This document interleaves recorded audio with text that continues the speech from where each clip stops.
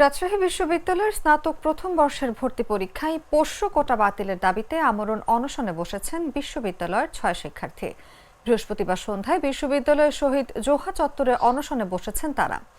আমরণ অনশনে বসা শিক্ষার্থীরা হলেন বিশ্ববিদ্যালয়ের population science and human resource বিভাগের শিক্ষার্থী মেহেদী হাসান মারুফ, সমাজকর্ম বিভাগের শিক্ষার্থী আবুল কালাম আজাদ, ফার্সি বিভাগের শিক্ষার্থী ওয়াজেদ, ফোকলোর বিভাগের শিক্ষার্থী আল শাহরিয়ার ও শারীরিক শিক্ষা ও ক্রীড়া বিজ্ঞান বিভাগের শিক্ষার্থী মেহেদী হাসান মাসুম এবং একজনের নাম জানা যায়নি।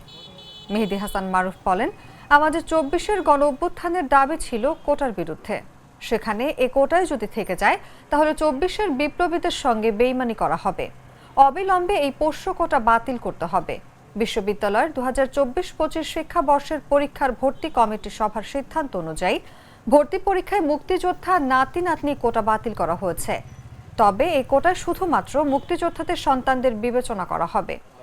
পোষ্য কোটা বহাল রেখে ১% কমিয়ে ৩% রাখা হয়েছে।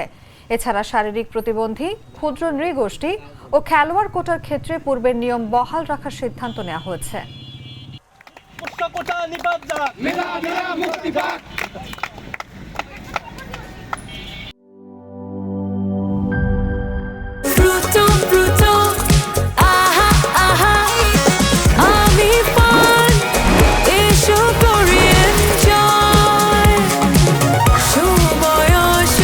প্রাণ ফ্রুটো, সময় অসময় ফ্রুটোময়।